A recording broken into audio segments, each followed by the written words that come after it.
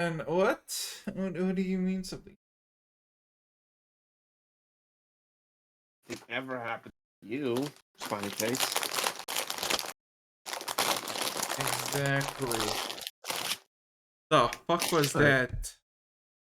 Definitely got Don't a worry bigger about shock. Alright. Who gave the bird seeds? Actually, it's a rice waffle. A rye waffle? Rice. You know, rice. A rice waffle? Yeah, a rice waffle. I've. What? What is that? A You mean a rice rice waffle. cake? Yeah, rice cake. We call rice waffles here. Oh, okay. They're called rice cakes where I'm from. Are those bland pieces of cardboard? What do you mean bland? They're Extra full of, flavor. yeah, they're full of flavor. What do you mean? They're full of cardboard salt. That's what. That That is is what they are. America. No, I'm sorry to say this ain't uniquely. Look, if it's America, it has more sugar in it than normal. Not less. You haven't tried these, trust me. I have. I recognize the crunch. You know what you're eating. He recognizes the.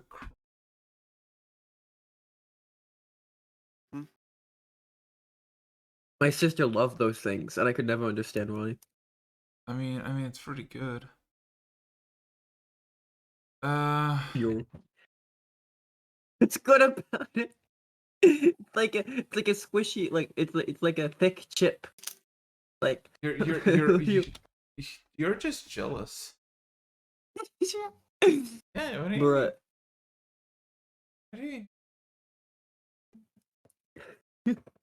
Anyway, session 22, everybody. There's only 2 people left. Who's gonna get the Everyone else chicken? died. Yeah, who's gonna get the chicken dinner? Which one of you fuckers? Well, if Scree has it, Scree will be committing cannibalism, so. Oh no. Oh no.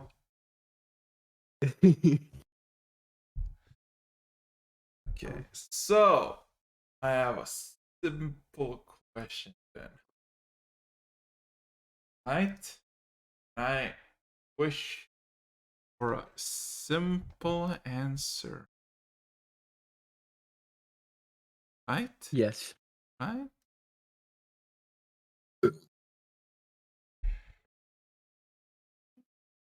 Okay, are you ready? Start. Cool.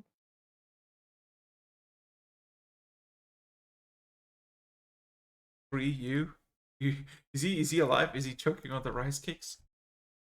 All the moisture in his body has been I'm sucked dead. out by the rice Don't cake. worry. There's nothing left of him. No, he's dead. Rip. Oh no. Anyway, so let me get to. Oh boy. Oh yeah, I remember this. Okay. There's the music I was looking for. This one. So, last we. Well, you had a quest to figure out where the fuck the lure is, or the dragon, as apparently Vazat's research came to a stagnant end, as apparently Black Ivory Reliquary, the place where it is stored, is no longer there by any means geographical. And he issued you to find it, giving nothing more but a key, apparently, to this reliquary. Well, John, being the bright and ambitious little fella, right? Decided to ask Bob for a request to help out if he can figure something out, and he did, as apparently This little key can unlock many things.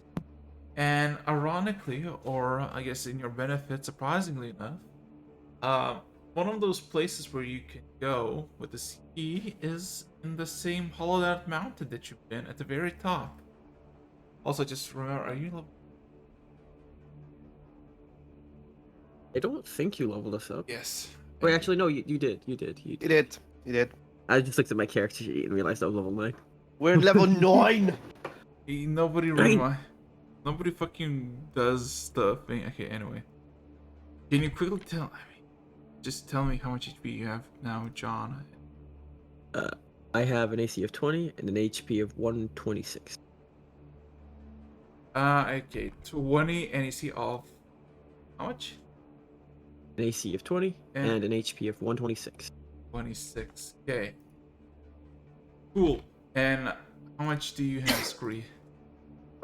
Max HP is 72 and armor class of 15. Okay. So, well, venturing to the very top, you did in fact found a moss-covered circle at the very top.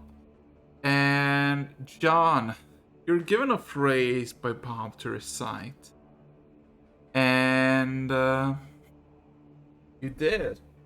And then in front of everyone, your transformation turned you from a singular, simple human into some sort of dragon. Before you took off, a handful of you climbed on, except for Scree and his companion, Redheart. And you were taken to just a massive obsidian wall that started slowly but surely opening up, revealing endless plains of obsidian mountain and just wastes. As John, you were figuring out with Bob what the fuck this place is, scanning the walls that were parting. The Wachowski and Ares decided to went forward and explore, seemingly with that one path that was set them. They got lost. John, you didn't see them anymore, starts running. But somebody spotted you.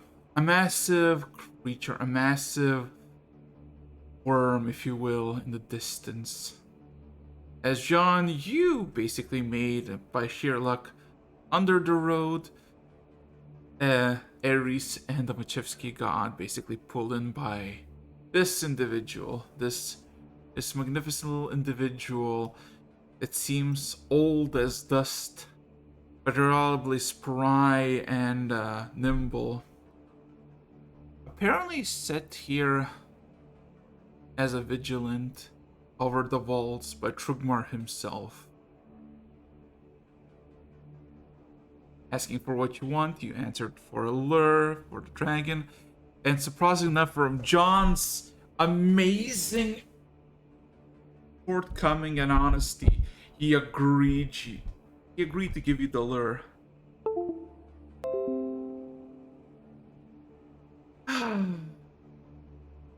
So, technically, John, I'm the only one in the party right now. yeah, this is gonna be awkward, as you're gonna, if you die, you're You die in real life. you're probably all gonna be dead. But John, it's gonna be entirely on your fault, as Curry is basically preoccupied with his own findings. John, What's nervously? you're basically being led by your boy, the mass individual, who you don't know if he has a real name or not, but he calls himself Arturus. Bob gave me that day. Smiley face.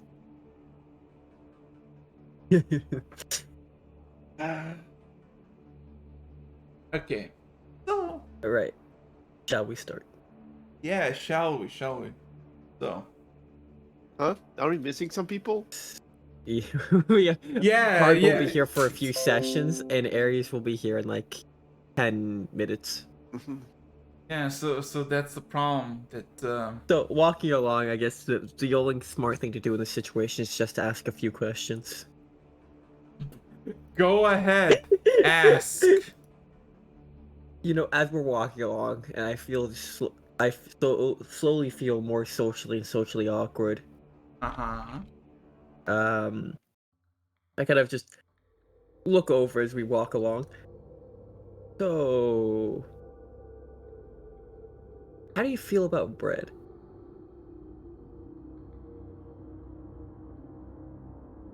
Jesus fucking Christ. Uh Let me check. How does he feel about bread?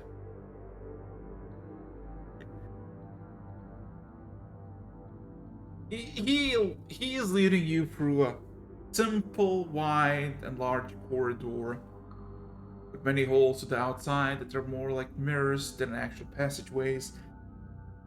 And then he stops. He asks a question. Stands there for a good 10 seconds and turns around. Says, I haven't eaten in 8 months. I forgot how bread tastes. You see a look of sheer shock, like you just heard one of your friends got hit by a car.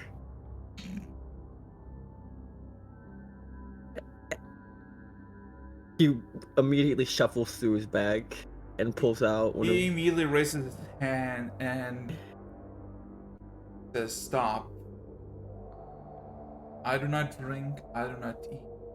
As he lifts up his clothes, his several layers of rags that are seemingly hiding some leather armor beyond it, you see there is a rib cage. As in, there is no flesh, no organs, just bone. Oh. This is like, and internally, all you can think is, that's why we have to have so much milk. And it kind of.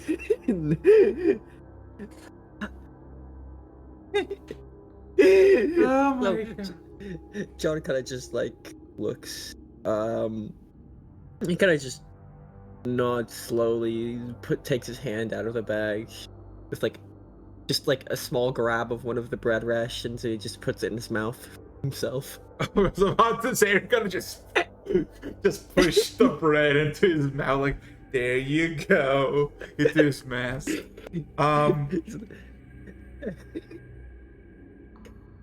So, how'd that kind of just emotions to all of him happen? I got blessed by eternal vigil. That's what I do. I keep placing.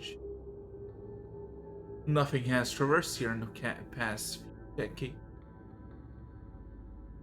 So I assume my job is being fulfilled to the fullest. The letter, if you. He immediately turns around, continues walking, but proclaims, It is good to see someone here, humbled, not looking to loot, steal, and whatnot. It is refreshing. Isn't it illegal to steal?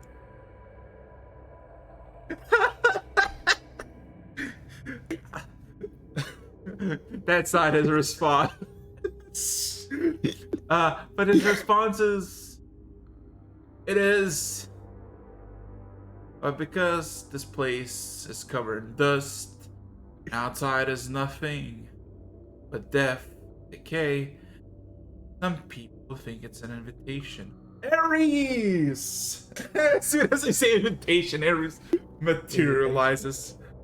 Hello. Hello. All sorry. good, Aries. I will quickly catch you up. He's a skeleton. Fair warning, he cannot eat bread. This is a travesty. Also, people like stealing things here, which is illegal. He's skeleton. That is dead to me. He's dead to me. He's dead to everybody else too, technically speaking. Ares starts drifting to the back of the pack. Just like, I don't want to be close to the skeleton boyo. Ay, ay, ay. So Why are you actually a skeleton? Why are you quiet, Eric? That's my. Sorry, is this better? Give me a second. I'm just gonna raise your volume up. yeah, I still have him at 200% on my end.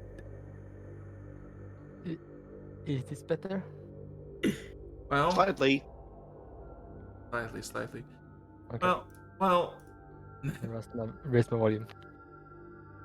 The individual continues his pace forward in front of you, does not look back, but he hears your question, and yet again almost proclaims, in a bit of a ironic maybe,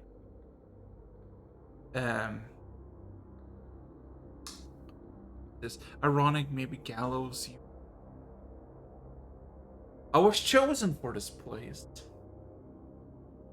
It's tough to me, so I keep doing my job properly. My heart is still here. It beats. My brain still there. Blood courses still. My eyes, my limbs, they do everything that needs to be done in order to keep. So you're kind of like Edwin? Like, Edward just hanging off the bag. Edwin, yeah, he's either hanging off the bag or hanging off of Domo's somewhere. see. I don't know if Domo I has a see. waist. Globe mass. Where? Wait, Edwin, how old are you? Oh my god, give me a second. Where's Edwin? Where's Edwin's thing? Well, Edwin, careful is all you can be in this situation, says, well, that depends. Ever since I lost my head, or before that? Collectively. 46, 7. Kinda hard keeping track when most of your time is ahead. Stay in a bag, you know? But give or take.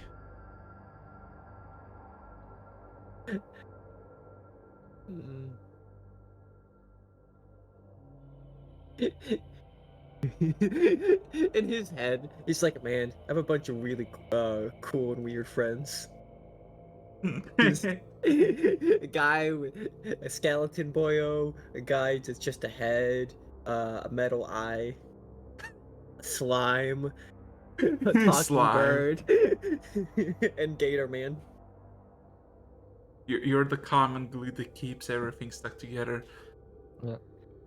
Ares will respond to Edwin's like, say, "Wow, you're much older than you look." Thanks, brother. The sole reason why I'm probably still as young and youthful as I am, because I got head cut off a bit a while ago. Didn't have any gray hairs, so I have nothing to complain about.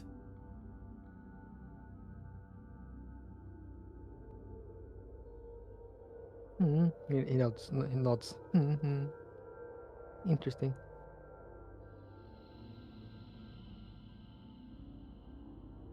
So, if you're like old, looking at a trip,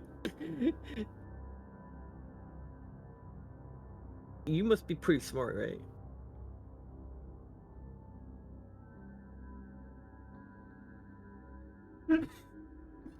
Jeez.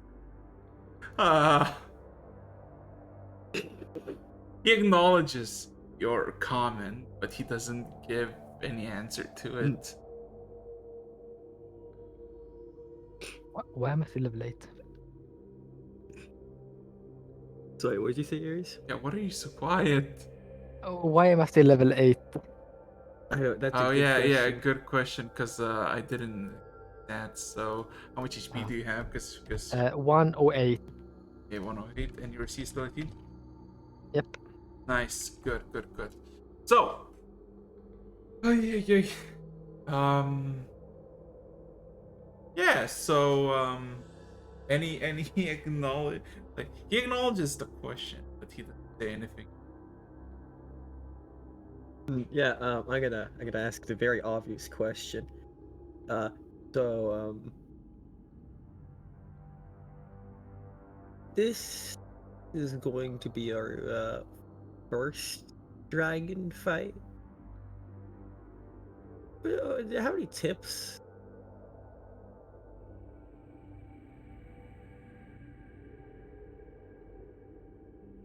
As as you say that, the man still walking looks up a bit and exhales, not of frustration but often nostalgia. Hmm. I see.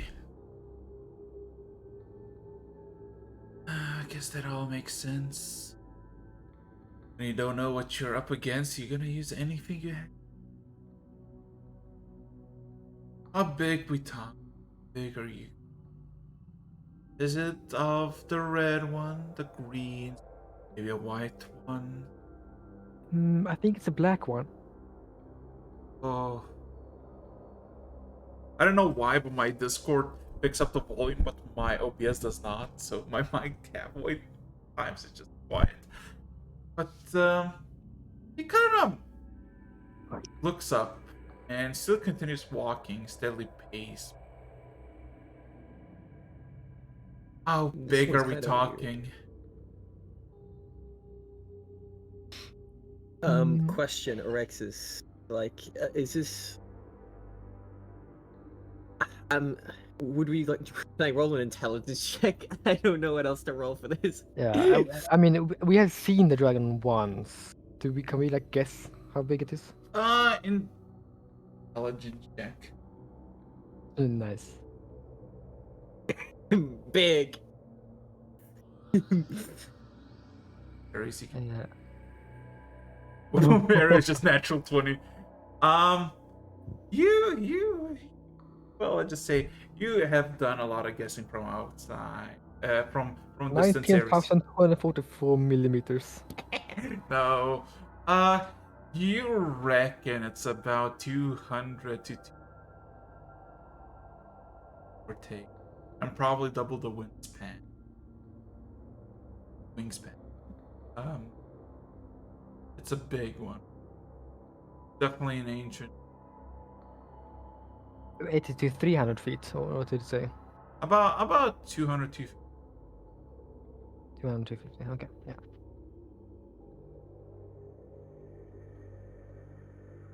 I see that about maybe a bit more than 200 feet,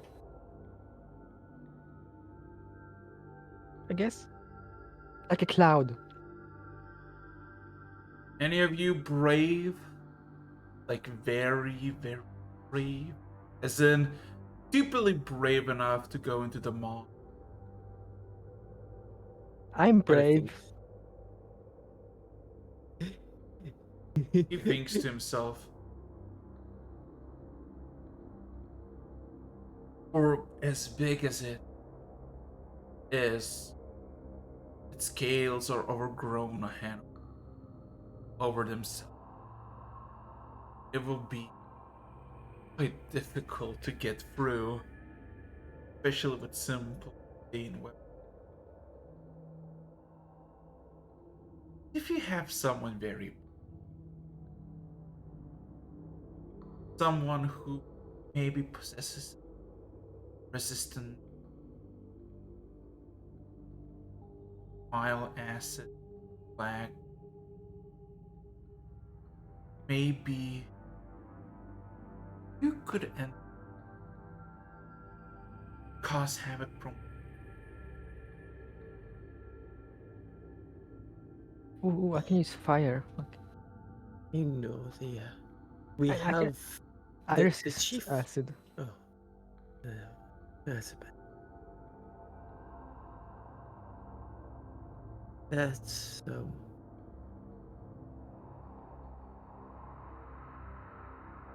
He one he more he thing. continues walking, kind of gives this almost like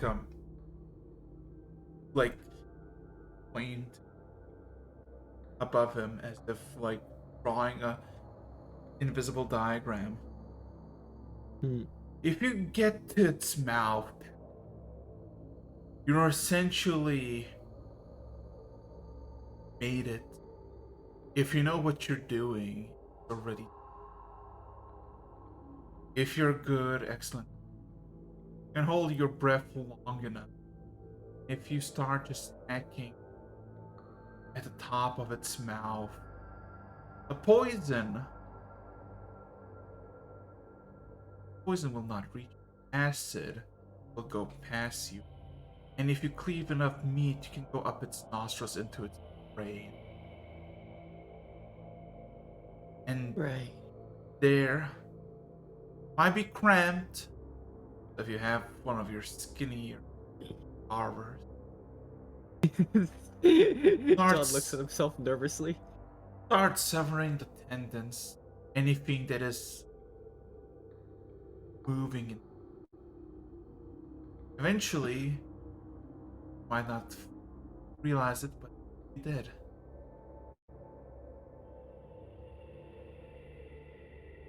He's just nodding slowly to the, this. the man seems nostalgic about this. So, kind of looks back, all of a sudden it's going full stop. Any of you have capabilities of becoming resistant? Hmm. Everybody. We are all, I think, resistant. But maybe I can just immune too. I'm not sure. Oh, I can resist very well. I'm doing some small research. Mm-mm. Curry in the background. Mad Um, scientist laughter. Can you roll, both of you, roll me persuasion? Okay, So I so give you No, it's advantage. free. not neat, but I'm just checking. But because Domo's not here, but I'll just give it right here.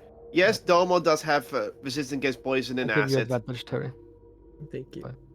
Actually, hold up. Can Domo give me advantage and he have a go at it as well? Sure. Because we are down a party member here. This is Okay. Basically, I should take control of Domo. Jesus. That's pretty good. Still a I don't Roman think it matters. You still a Romy. Aries, yep. Yeah, Go I'm for it. reroll. Wait, that's +1. Okay. So, the individual looks at you, John. Kinda stops, and there's this calmness. This, yes, more like relaxed, less vigilant, less sturdy, a lot more open. As Arturus all of a sudden goes through 2 layers of his cloths and pulls out what seems to be a severed hand, fully how to say this, fully succumbed to the effects of rot and decay, but relatively well preserved. And on that hand is a singular ring. All of a sudden, Arturus grabs the hand and just kind of breaks the finger with the ring, throws the finger aside to the ground, looks at the ring. It's this band of obsidian that seems to be coiling a helix around itself. He looks at the ring a bit. And just forcefully pokes it, his fingers a bit. Ah, good as the day she wore. Looks at you, John, and presents you the ring. Kind of slowly puts his hand forward because there's an immediate concern. This just came off a dead hand. He's holding it, and his hand is a bone skeleton thing under there. It's like he puts his hand forward and takes it slowly. It is. It looks stone, but it feels metal. It is incredibly heavy when it comes to rings. But yeah, it sits in your palm. And he just says to you, use it. It will be useful. I'll give you the lure, and I was told not to give anything from the vault to the outside. But this is not from the vault, this is from... You are smart. You are? That mega brain loophole, man. He kind of nods. He kind of nervously just puts the ring on, and I guess like I don't know how long is like if the trip's longer than an hour, then I'll attune to it on the way. But if not, can you roll me a Constitution saving throw? oh no! Ash looks at you and goes like, "Ooh, that's pretty." All right, guys, this could go really badly.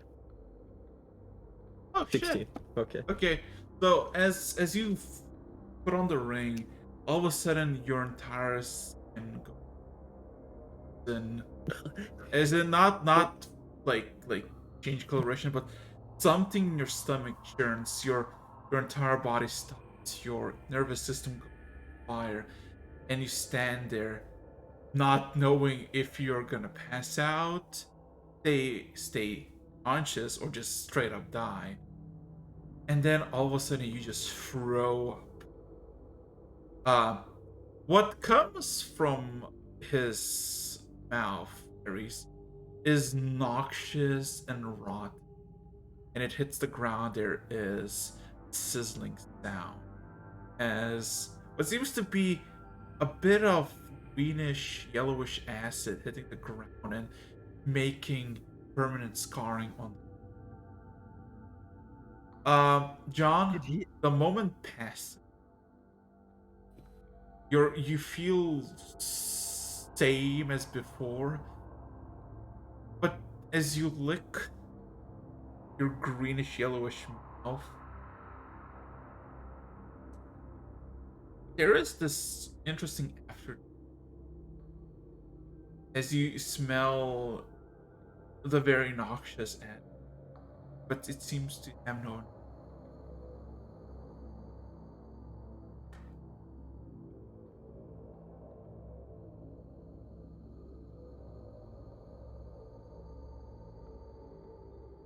And are you okay? Alice looks concerned. Artura just looks at you, Ares. Oh, he's fine. He didn't throw up as much. Or he kind of squats down, looks at you. Doesn't seem like there's any holes through his stomach yet. So I assume he passed.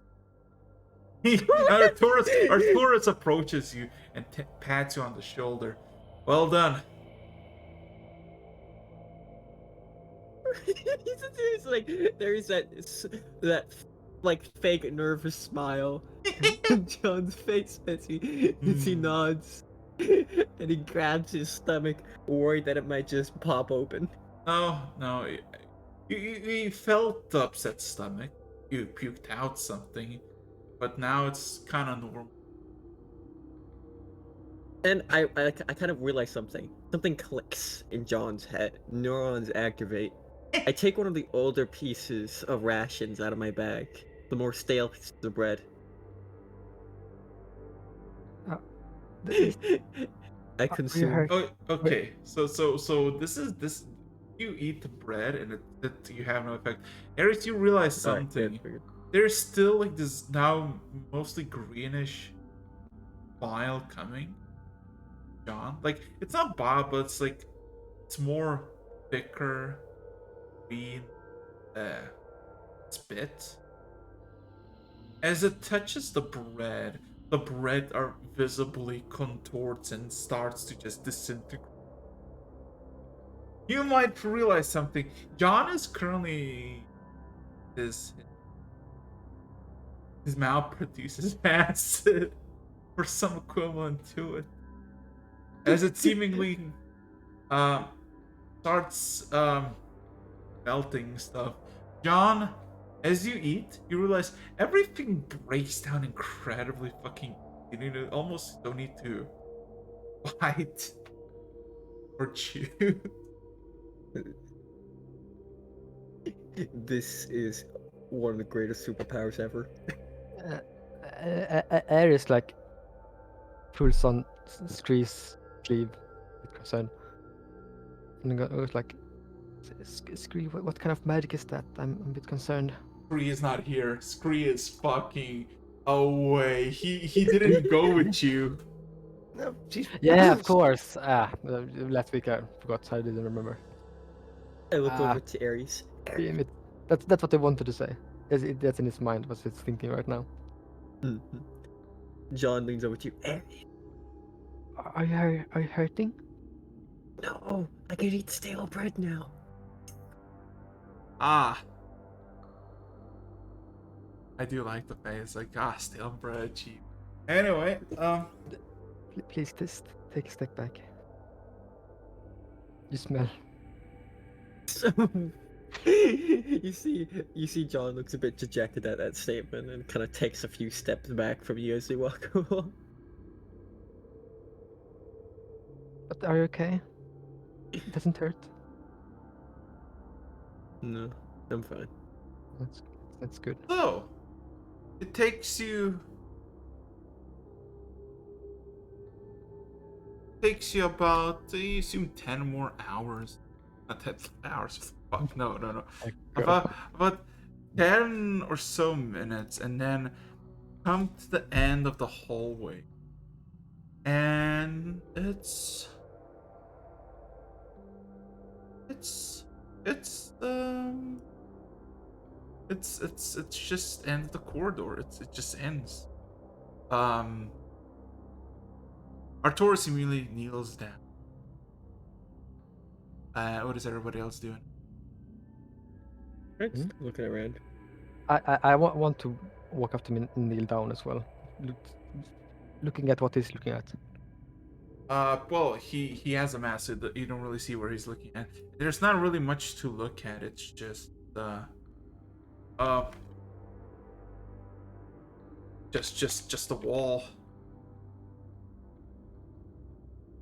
Actually, I forget Araxis. Has Bob been materialized this whole time, or has he been dematerialized this whole time?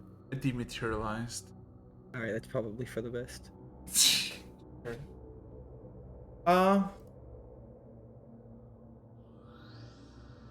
Ares like, wait, no, wait.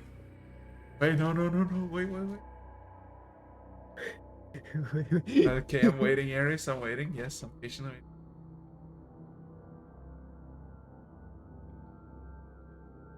waiting. That's incredibly risky, but technically yes. But yeah. Anybody knows Primordial?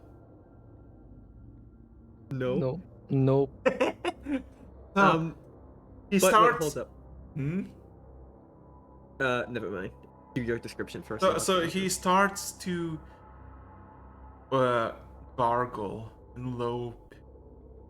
It sounds less of a speech, more of a man drowning, trying to cough up water from lungs that are filled full of it. All of a sudden, the the end of the corridor that you're in, symbols begin to what seems to be random like rents in the wall appear. Random symmetrical figure. And all of a sudden, as seconds pass, more and more, at first a few dozen, now hundreds of these forms materialize, reddish and bright orange colors, to seemingly form some sort of garden in the distance, in the background of this walkway, or I guess end of the walkway. And then all of a sudden, with a low grumble, all the lines press into the wall, and the entire walkway shatters and opens up like a flower, revealing literally um, one to one replica of what looks from your perspective to what it actually is now in front of you. As you That's are true. met with a garden of stone, trees, plants, even critters made of stone, idle, covered in dust.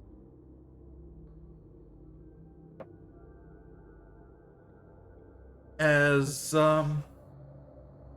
this place, as seemingly where you are at the moment, is about 40-50 feet of like this, and beyond it, Arturus stands up, in, and about 20 feet in, tells you to stay here. And look around if you want. Do what you want. Talk with the birds. Kind of gives this gesture towards this massive oak tree and a handful of birds. Can you roll me Ares a nature check? Or I guess John. Yes. If it's a nature check, I'm helping Ares. This is druid shit. You want to Oh, help me? unless you- Good. Why do you not just have Actually, a no. modifier for anything? No, it's an intelligence-based modifier for nature. Oh, all right. Domo could help you. I'll Druid roll doesn't. just if you Druid fail. doesn't have nature. I see. I mean, it's not my fault. It's not wisdom-based. This is true. So who's gonna Oh, roll? yeah, even no, roll Screen again, you knows got- you nature got better advantage. than the druid. Domo having seen stones before, he helps me. Yeah. I believe in you, Ares. I'll roll for the sake of it, but 16 isn't terrible. At first, Eris touches the stones and feels There the you go. stones. Then he knew. Well, the tree in total has about 20 or so birds all along its branches. Seemingly, well, they look lifelike, but they're basically stone. You don't know if they're carvings or they've been petrified and placed there. Uh, a lot of them are pretty common birds for the Empire. But you find one that is odder than the rest. Seemingly by the very middle, by the end of the branch, is amalgamation of skin. You realize it's not like it's small like a cat. And you realize it's not, a bird. It's not a bird. It's a pseudo tree. Petrified in place. You don't really know if it's alive or not, if it's a statuette or not. As you're observing this tree, Arturus, Can I tell if they have been alive at one point, or if it is just a carving or statue? I would say with a 16, you know that it has or even is still alive. But Arturus, as he says to wait here, do what you do, he immediately proceeds to go into the darkness. And he just walks off the ledge and just free falls. Bruh, he pulls a Kratos. Kinda.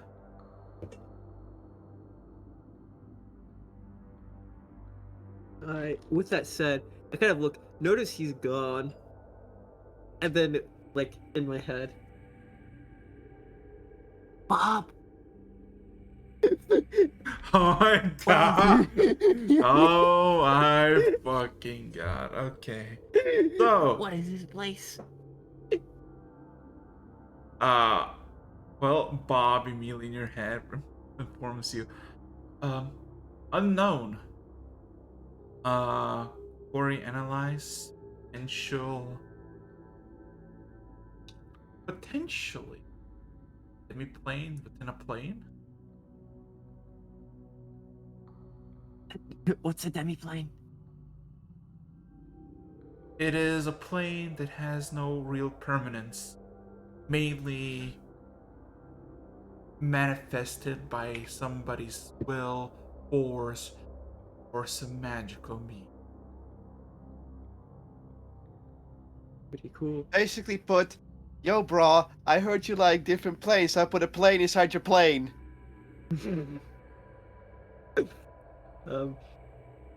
It kind of looks to all the animals, like the stone birds and the flowers and every thing. So this is all.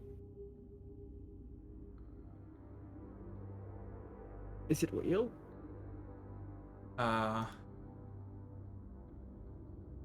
you asking Bob this or just you? Yeah, I'm asking Bob this as he like kind of poke one of the stone flowers.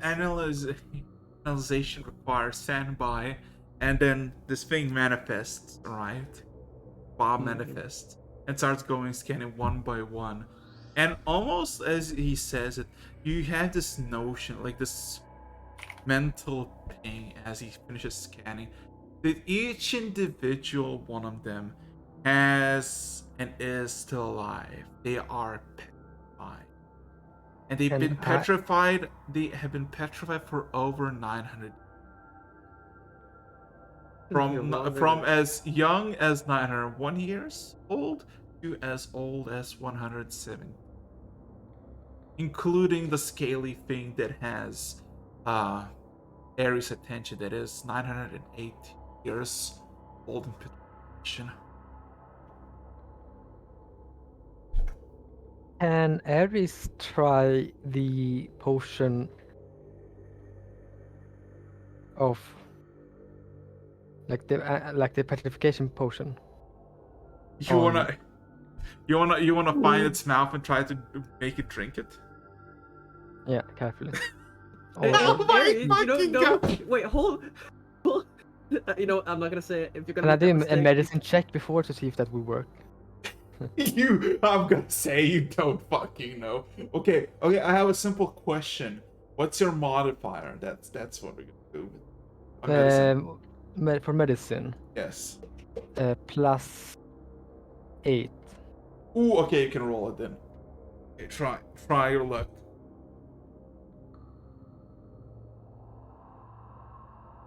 Because I don't have any. No, you have no fucking clue what might happen. Question, Aries, are you being subtle about this, or are you just bringing out a potion and walking up to one of them? He brings up the potion and looks at it, and looks at this, and he seems confused. I don't think they can drink water. Do look thirsty. He turns to Domo, because Domo is the one who was here, and Domo has Edwin. You might be able to help. Do you think we could use this petrification potion I look at Bob. to cleanse them? You look at Bob. Bob looks at Chi-chan with you.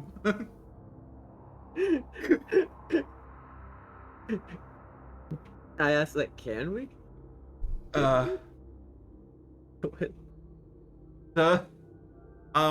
He finishes scanning all the creatures, then looks at you and looks at the creature with the scale, and goes to it and starts analyzing it. Takes about 6 seconds, and looks back at Chi-chan. Petrification reversal availability achievable.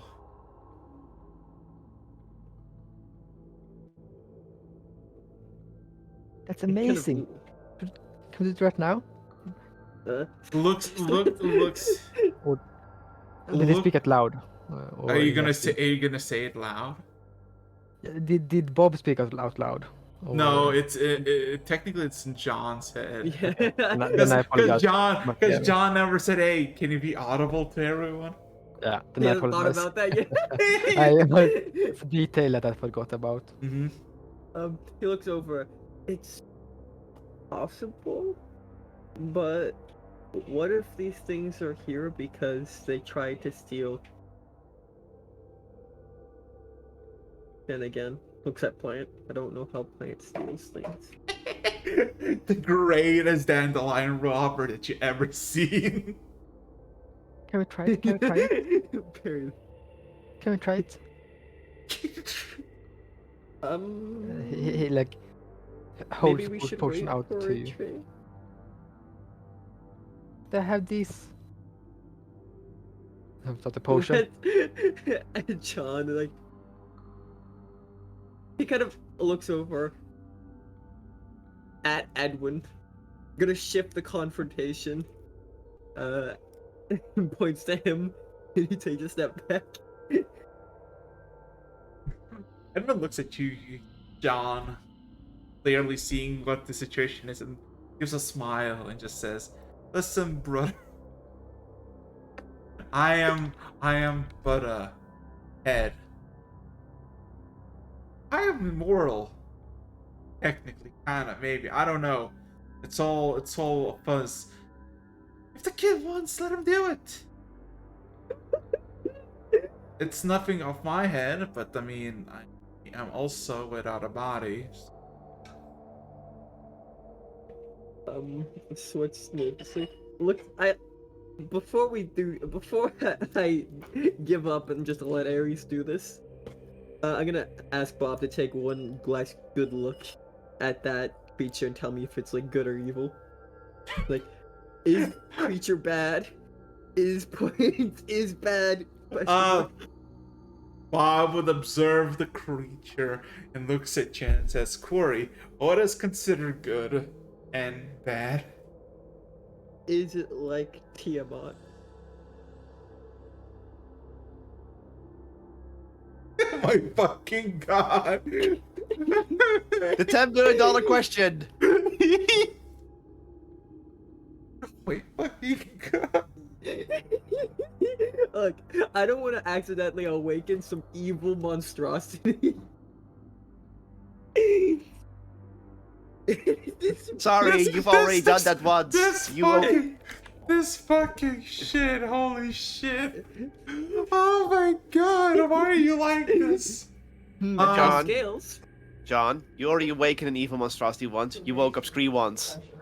You know, I'm just gonna roll and see.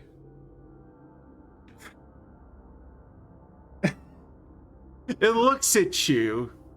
Bob looks at you, John, looks at the thing, the scaly thing, and looks back at you. Says, "No, but you can never be too sure." And then it rams itself into the scaly thing and just destroys it into tiny little pieces. Oh god. Bob's first murder! No! We're the singularity. The technological singularity is gonna occur. The robots will He rise looks at up. Ares, he looks at Ares, and in his pure ignorance, he just says, "It might have been like Tiamat." It was pseudo dragon. They're fake. Like, they're good dragons. I'm sorry, Ares I'll looks put very Bob sad. in timeout. Ares looks I very asked sad. Bob to dematerialize. It disappears. Oh my god, dude. Holy shit. Oh boy. There are other creatures for you to bring back. I don't trust the pseudo dragon. Too much like Tiamat.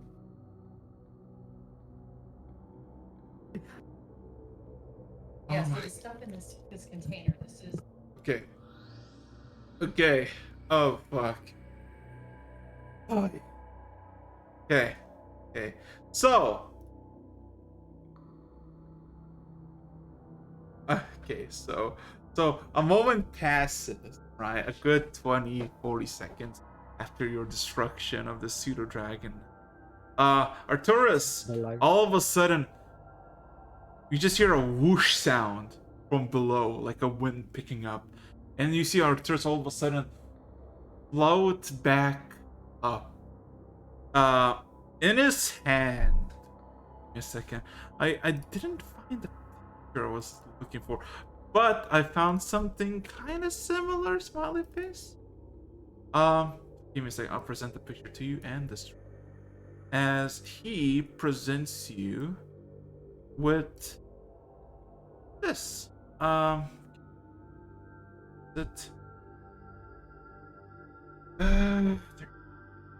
He presents you with a simple, what seems to be a bell. That's amazing. The whole description, caricatures of you saw doesn't fit. As this is not a bronze not a bronze bell with a bunch of golden I guess embroiderments and whatnot. This is plain iron, crude iron, with some highlights in bronze. And also the bell, like the what's it called, the tongue or whatever you call it, that's supposed to ring it, seemingly is welded or stuck on one side of the bell. As Arturus manifests and gets back on the platform with you, he also kneels down and presents the artifact to all of you. No, I take it. I present to you, Lurette, the toll of the dragon. Lure?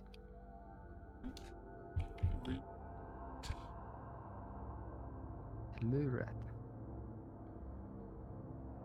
Bell of the Dragons? Oh, do we use it? Writing things down anyway. I never wielded this artifact myself, but I've seen a handful of individuals who did. The best I can describe to you is you will understand when it's time. And do we need to return it after we kill the dragon?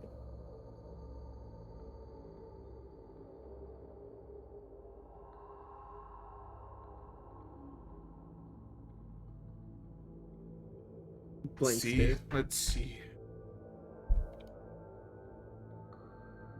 He's gonna be. Oh my god, he's gonna be. No, I don't think you will need.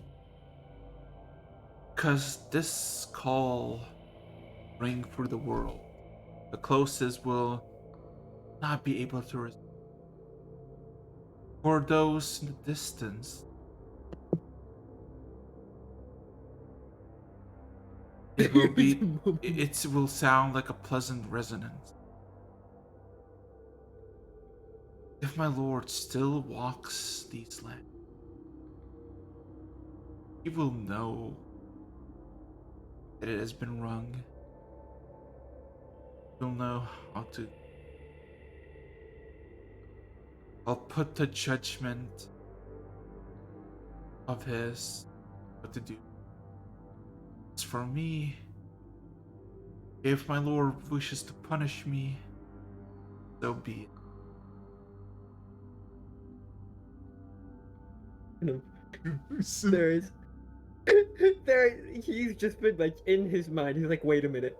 More than one dragon will hear this? Wait, hold up. If Trugbor's here, he'll hear this? There's immediate like sweat starts forming on his face. Cool. yeah, just gonna let Ares do this. Ares looks very excited. He can have it. I don't want it.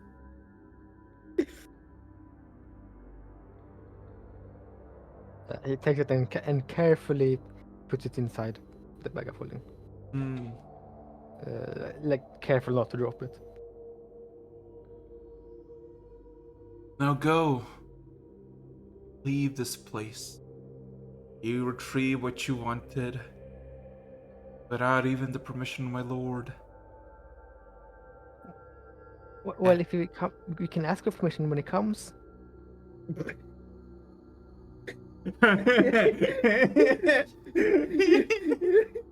John slowly looks over at Ares. Just shakes, just slowly shakes. As even John's understanding of how permission works exceeds Ares' understanding of the situation. This is Um, why you. With that said, he kind of looks. Oh, and if Trugmore does come, what's a good way for him not to get angry at you?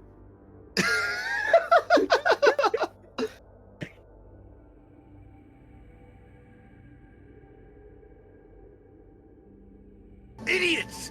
Behind you! That's gonna happen. That is gonna happen. That's gonna happen when we ring the bell.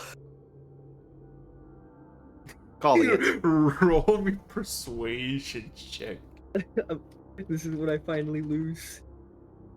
This is. Oh my god. This is gonna fail so bad. Oh. Huh.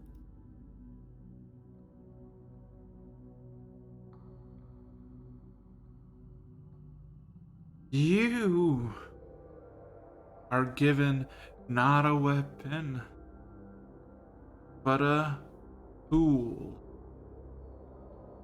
to slay something he hates.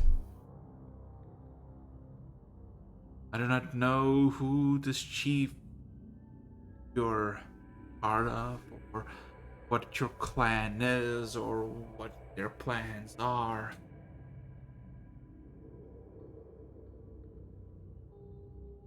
I will imagine if you're playing dragon.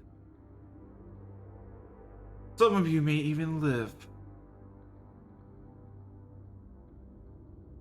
He slowly nods. Are dragons Thank that you. scary?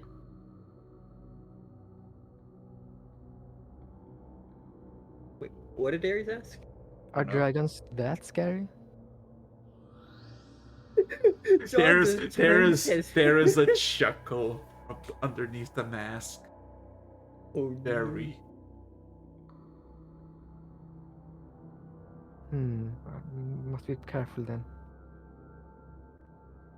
For John just like going back into his internal storage of bread stories, just horror stories of dragons, the classical beast, burning flame with power.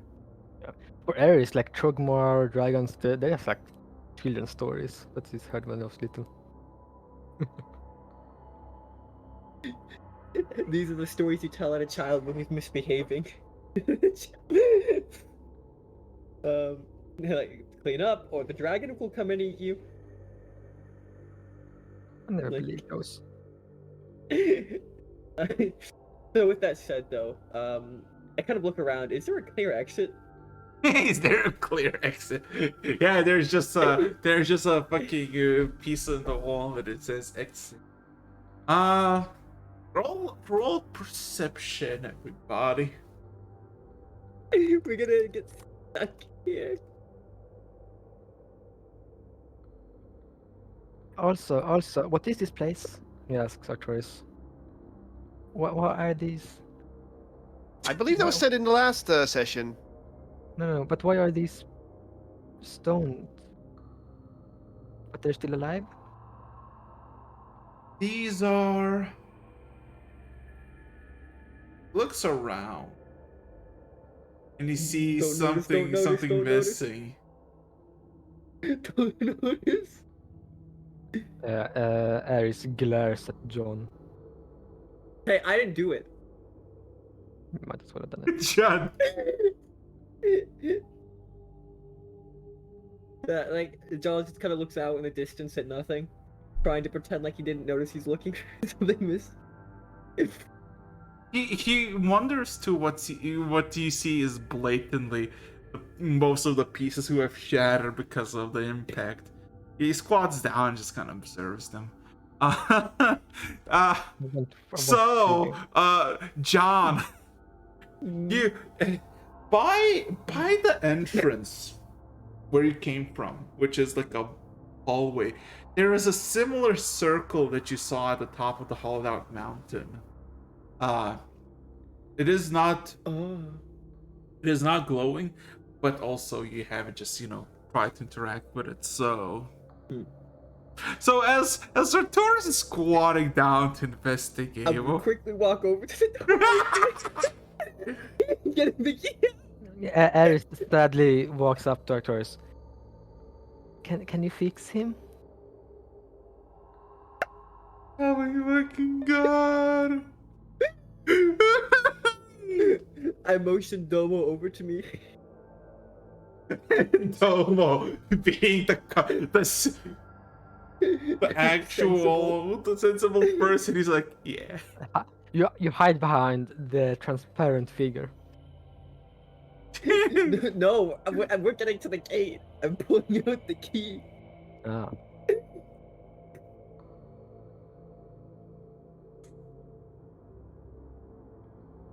Harry's just gonna ask, can you fix him? Yeah, Arturus just can you roll me an insight check? Ares looks a bit sad. Just- Insight. Sure. You have about 6 seconds to get the fuck out before he skewers you in half.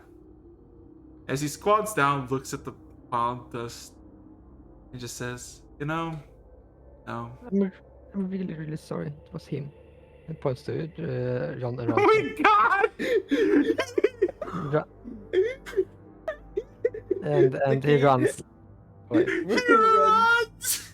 Where are you running, Ares? Towards John.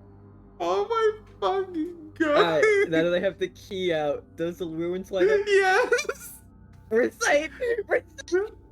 Oh! Oh my fucking...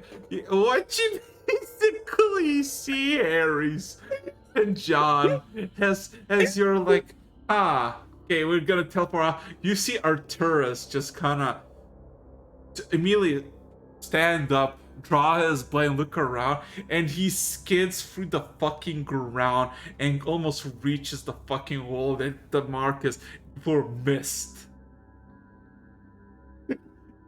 And you're all somewhere.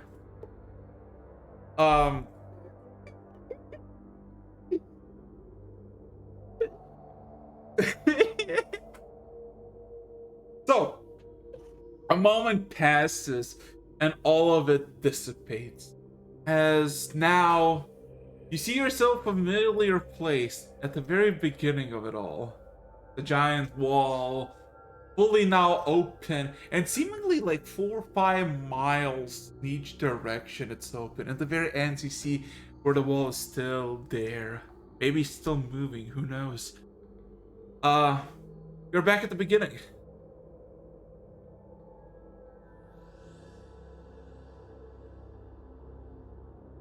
Yeah, like Ares just saw, like, from Ares' perspective, he just saw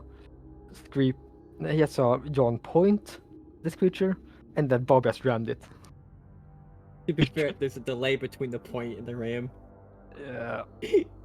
That not be So, now that you have the key, John, you look around and you know those like circles that you got from you saw on the wall, and of course you saw on the top of the whole mountain. There are in total 12 of these here. On this little platform, boy. 40 by 40 platform. These 12 circles, they all look almost identical. Question. And when you got here in the middle. You didn't just land on one of these circles. Do one of these circles match up with the one we had up there? You didn't try to even memorize it. Oh, wait a minute. Keenmai, motherfucker. I see what it is. Roll me a history check. Let's see DC if I understand these 14. runes. A history check. My history's crap. Let's do this. Oh. Okay. So if we go from left to right, on the left side there are 4 platforms in front of you, looking out in the endless ocean. There are 4 platforms, and to your right there are 4 platforms. Looking out into the ocean, the third platform, from left to right, the third platform is the platform where you need to go to return to your mountain. Yep. Pulled out the kit. Well, I already have it out. Yep. Uh, Where okay, are we? so okay, Scree. 3 questions. Yes. Oh, that was a thing. 3 fit questions. First off, how long were they technically gone? Oh yeah, we're gonna go. We're gonna go to you now because they can Oh, now. for now. Okay. They can now. Oh, Wait a second. So we're doing my shenanigans. Yes. Cool. Done a murder. Yes. Yes. Yeah. Okay. So let's see. So my boy, Scree, it's been like 2 hours of you tending to the scrolls, not scrolls, but basically, yes, rewriting everything or just copying seen here. On paper, yeah. Yeah. Your companions have not returned. Okay. Then I'm gonna ask the classic warlock question: does any of those hours count as a short rest? I would say yeah, you could have 1 short rest. Cool, that's good enough for me. Yeah, you're just basically it's a nice weather. It's pretty calm. It's summer. You can roll me D10 meanwhile though. That Okay, is first, should take a short rest. I have my little things back, and then I'll roll my d10. Straight down the middle. Yep. I'm The proud of you. weather is extremely pleasant. It's just a nice. Maybe if there was a shade, that would be even better. But at the very top, there's no much complaining. As 2 hours pass, you have a short rest, and yeah, you're chilling. What would you like to do after 2 hours are over? Like after you fully. Well, there's 3 things I could do, but the first thing I'm gonna do is experiment. Oh no. What you expected? You expected Scree to stay in a magic circle for that long and just walk away? No. Maybe. No. Smiley face. Okay, what are you gonna do? First off, dragons. Pulls out the scepter. Scree pulls out the scepter and then looks around and, touches one of them and see what happens. Nothing With the scepter. happens. Okay, scepter's not it. Yeah, Away. the runes are basically as soon as John and the rest left, or wherever they left, the runes slowly but surely basically lost all their color, and now just Scree sighs. Okay. You know what? Try something. So this is magical. Might need this and might do that. Experimentation. Scree goes through her stuff and pulls out, the meteor rock, the questionable rock, and holds it up. See what it does first, because the rock begins to glow and the runes slide up. Ooh, Scree. No, there's also one thing that happens when you're holding it. It seems to be trying to move the rock out of your grasp. Are you gonna let go or are you gonna try to hold on? I'm gonna try to hold on for a bit and see where it's being dragged to. So I'm probably trying. It doesn't seem to be dragged anywhere. It seems like it's trying to huddle itself about 4.5 feet above ground at the very pinpoint center of the place, and it just kind of goes up and down every once in a while. Just kind of maintains the it just kind of maintains this altitude, and it just kind of is there, just floating. It's like a nice little mantelpiece, a nice little lamp piece. Okay, then I let it go, and okay, so the stroke reacts to it. That could mean that. Hmm, hmm, hmm. Also, your friend or your And companion, that companion. yeah, your red heart seems to be just affixed to the light, kind of looking at it, not like like grabbing your feet, but just more like a dog looking at a treat, kind of fixed her gaze. Hmm. Okay. Scree looks towards Red Heart, then looks towards the rock, then looks towards the circles. It's situated in the middle, right? Yes, at the very center. Yes, above 4 feet. Okay then. Then I know enough. Then Scree looks at Red Heart and just looks at them and pretty much says to them in the voice. I mean,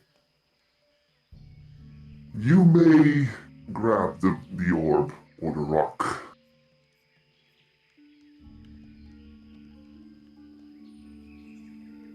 All of a sudden, without hesitation, the undead's hand um reaches towards the thing and just kind of goes for it. Um, can you just roll me 4100? I'm gonna do that as well. 4D100s. Yeah.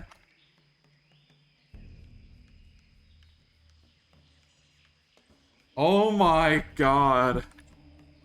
Wow. Give me a second. I'm just. I can't believe I rolled under 10 twice.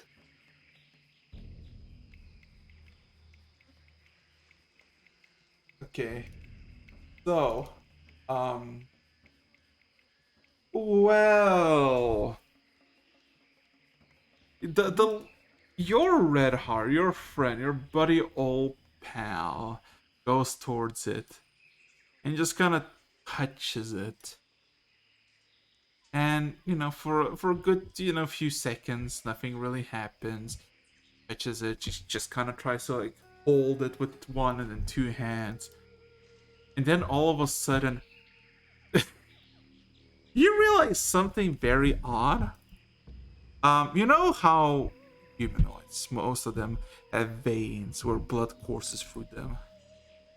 As she seems to be holding more through it, you see from her hands, from her wrists, and going down her body, you see what seems to be warm yellowish light going through her veins and eventually enveloping her entire what you assume used to be bloodstream with this light.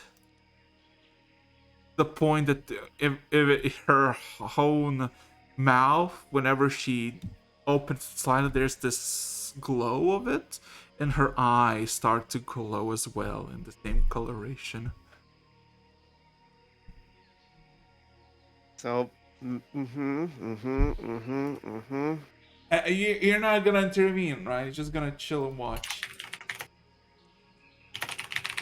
I'm not gonna touch Red Heart or anything, but what Scree is gonna do Roll me an is insight check.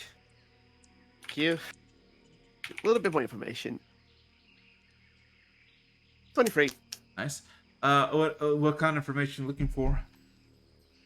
I'm looking mostly towards what the circles are doing. Mostly the center one. You can roll me an Arcana check or a religion check. One moment. No, that's not gonna be an Arcana check. 23 again. Ooh, okay.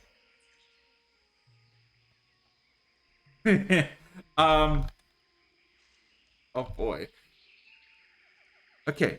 So what you realize, my good sir, my good fella, my good little Kenku boy, is the piece of stone that you have, the rock, the thing, is sentient. Mhm. It is Okay. sentient and is using the circle to draw some power.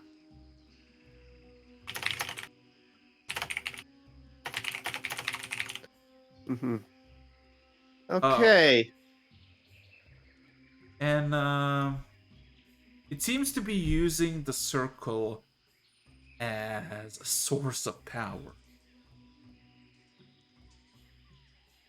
I see. I see. And what you realize is now with Red Heart being, touching it, it filling, uh, filling her veins with light. You realize that she's about to fucking transform. Okay. Mhm. Mhm. So are you not gonna interrupt this? Because you know something will happen if you're gonna just wait for this to go on. Quick think. Quick think. Quick think. Let me check my lists.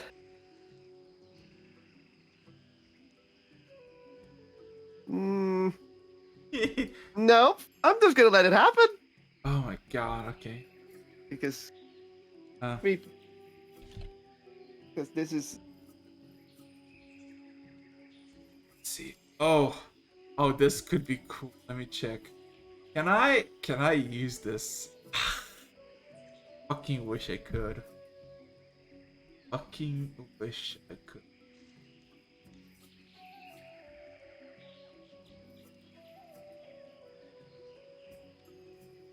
Oh, god damn it. Okay. um. So she continues holding, and you realize that with the 20 with the high insight, that seemingly your red heart is communicating with the stone. Something is being said or told, and then you see Red Heart's mouth flicker open, and she goes, "Free." And then all of a sudden, the the light escapes from the veins back into the orb, and uh your red heart just falls on the ground like a just a bundle of rocks just crashes down. hmm, Um the stone lingers there for a few seconds, begins to glow a few seconds, and then as it's clear skies, it's all good. You see the soft light coming from above, as if like there's no beam of light from the sky, just this extra more prevalent light just lands over all of you. This light is pretty warm, nice, soft, and you see your undead companion, now fully dead, slowly getting picked up by it. hmm, It gets picked up about 10 feet from the ground. Uh, as you observe it for about a minute or so, her decay of undeath gets absolutely swept to the side. Its skin becomes bright, full of life. Her wounds heal. Her entire clothing burn up, and through the flames, uh, new clothing forms. What seems to be more of a, I'll give a picture after this, but let's just say it is pristine ivory plate, decorated in gold and beaming in light. her hair used to be, darkish brown. Now they're brilliantly pale, even yellowish. And then all of a sudden, your stone cracks several times over in the spot and just scatters in the ground as nothing more but a chunk of rock, smelling of sulfur. Uh, what you have instead now, as this 10 from above 10 feet from the ground, from The yeah rock. from the ground, your red heart gets back on the ground as picture open. I'm so fucking stupid apparently.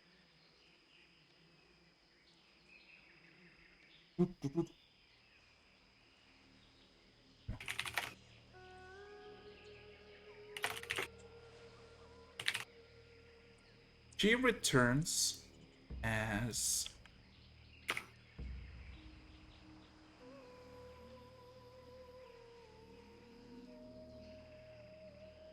Hutch.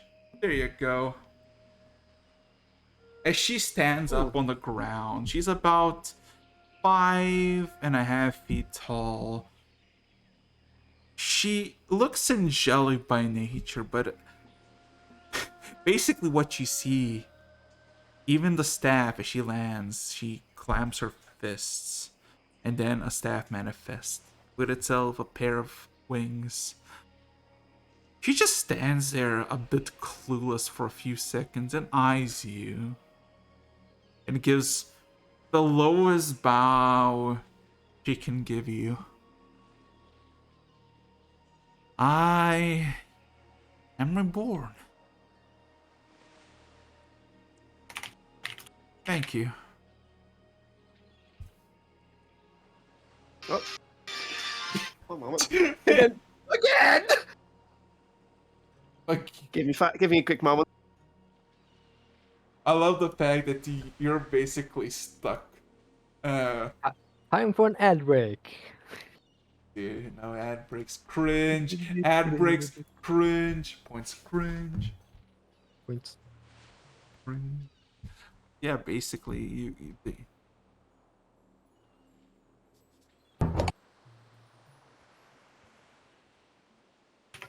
No response, so I'll just send a message. Okay. I just smile and do a small courtesy bow towards them and just respond to their in the head. You are most welcome. It was not something I foresaw coming, but I'm glad of the results. neither have I. I assume myself dead, being shackled by the curse.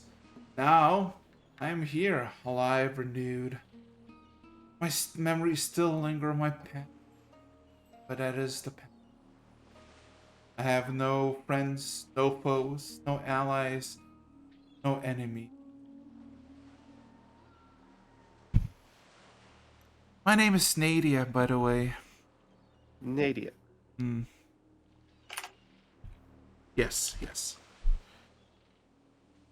I once served in Trugmar armies before his exile into the north.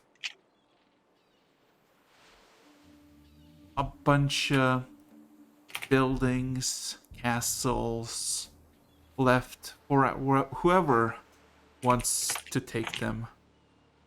A lot of rivalries rose up, a lot of bad blood was spilled, and I was caught in a crossfire, me and my husband.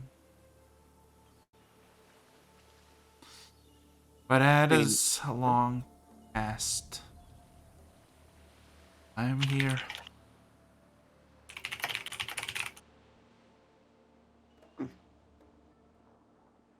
Green. Screen nods to her and gives a smile. glad. to have helped to alter your fate. Scree actually seems very pleased that she altered the fate of someone undead. Nevertheless, until I figure out what I wish to do with myself, I will assist you never when I'm able. The moon body has granted me insight and power in the light. I will use it to aid you however I see fit, or if there's anything particular you'd like. For my time is not up.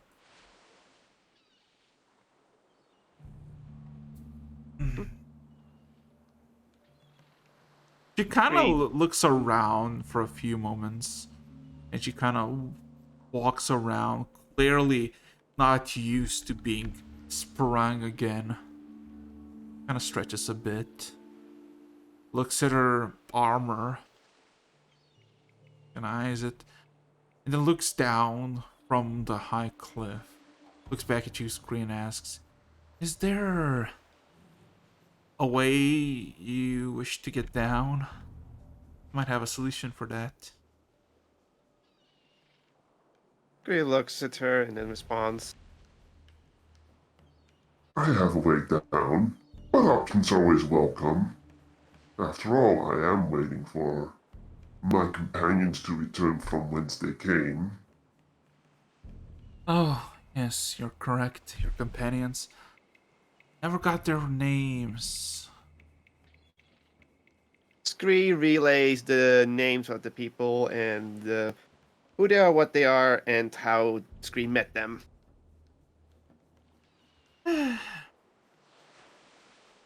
She kind of just sits down, square-legged, and just kind of sits opposite of you. Basically looking around, acknowledging and basically soaking in the fact that she is mortal once again. Kind of a bit awkward, but mainly focusing on herself. She all of a sudden looks at her hands, starts to do like weird things with them, like doing fingers and odd mannerisms, and then manifests a piece of bread. Just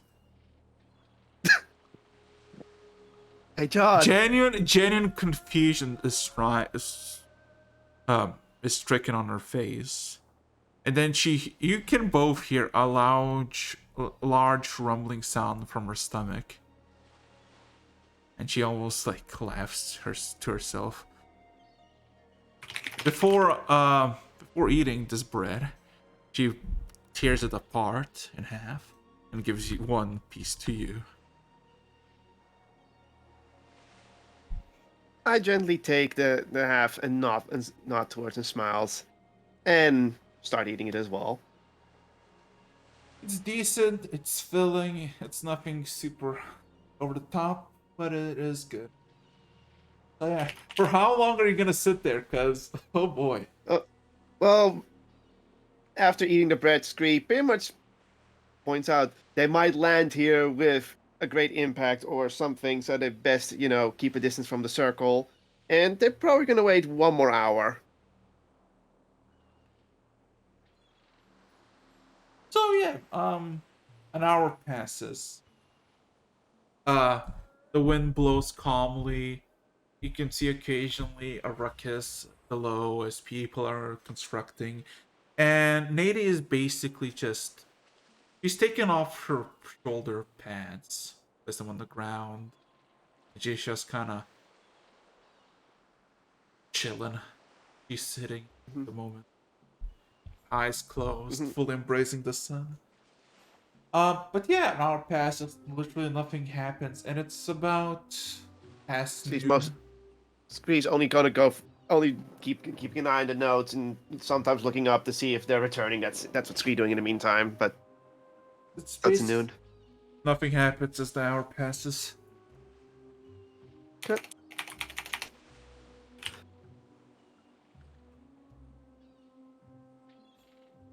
Nothing happens. Nope. The sky is clear. Nothing.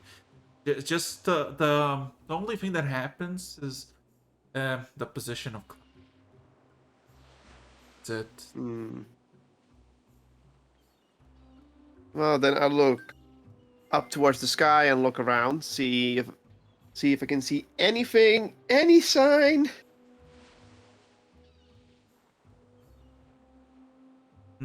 No. Nothing. Nope. Absolutely nothing. Skies are Well clear. then, Scree decides. You know what? Staying above here is not gonna help. It's just gonna waste time.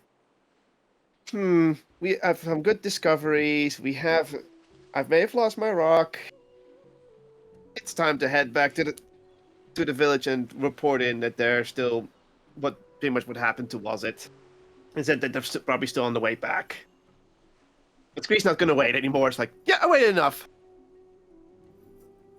So I get up, I inform Nadia that we're going back down the mountain towards the construction site. So how are you gonna go there? Oh, I am curious what Nadia was gonna show, so I let them guide us down. So she grabs you like a little teddy bear, just grabs you by your yeah, and Yeah, then I allow this. yeah, and then she just jumps off. For a brief few moments there is this free fall and a panic, and then all of a sudden the fall slows down immensely as you look, and before you can complain and yell curses, you see that the wings on our shoulder pads seem to become more lively, more fluffy, and more organic, as they seem to be slowly gliding down with occasional flop of the wings. Everyone down below, Yeah. stop whatever the fuck they're doing, and one by one are looking up at you. As in about like 2 minutes, as it's a very slow descent, you just basically plop softly on the ground. There you go. Lady exclaims. A lot of fucking people are like, just like jaws drop, not really know what to do. And you see that in the crowd, there's Wazet, right? There's Wazet. There's the fucking sorcerer, looking in confusion as everybody else, as he not casually, but approaches you with caution, eyeing this new individual. Well, He Scree's- kind of what? yeah, Oh. yeah. He kind of Well, eyes. Okay, you go, you go. Well, Scree is put down. They're a little bit shocked, like, okay, that just happened, and then it's like, ugh, then composes herself and starts, straightening her robes and everything. It's like, ugh, okay. That just happened. And then I just gives a thumbs up to Nadia, and then I know as Wazit approaching, look at him. Walls just kind of eyes both of you. You clearly with understanding. He looks very fucking puzzled by Nadia, but looks at you, Scree. Any news? Also, scratches his back. He kind of points immediately up into the sky. Was that you by any chance a few hours ago with that whole roar, blast, the wind? Screen nods and then sends messages to Wazit and pretty much explains for what happened, that we used the key up on the ruins, that the key that John turned into a mist dragon, the other one on his back and flew up into the sky, and it's all in the mind so nobody else hears this, and that it has been several hours and they haven't returned yet, but they might be coming back soon with the object in question. So basically, halfway through your explanation, he tells you to basically retell everything as he grabs his journal and then starts writing everything, uh, uh, with great interest and remarkable optimism, as he was like, as you were told the tale, he just nervously rewrites it, and he is cautiously getting more and more sweaty, and he has just this relief. Ah, the reliquary is not a myth. It wasn't. Ah, ah. And it looks at Nadia, who's like, Nadia's like, she is like the most neutral, passive person here. She's there. She's content. Also looks at her, and her. What is you be? Nadia proclaims, "I am Nadia. I came here a few days ago as the undead husk. Now I'm reborn." Baza just his eyes and mouth were visibly shocked in disbelief. He gives like a nod towards Nadia and looks at you, Screwy. I look at him and very much relay to him that with the help of the circles up there and a stone they found from the meteors, Nadia was reborn as this, and well, she's now alive again, and she is going to assist us.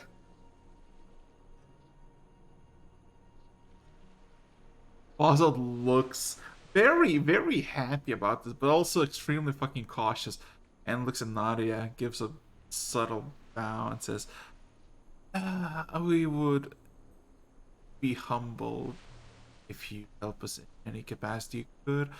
What would you be able to..." And 88 immediately proclaims, "I can make food. A lot of it. Additionally, I can tend to the wounded. And of course, some other capabilities as well.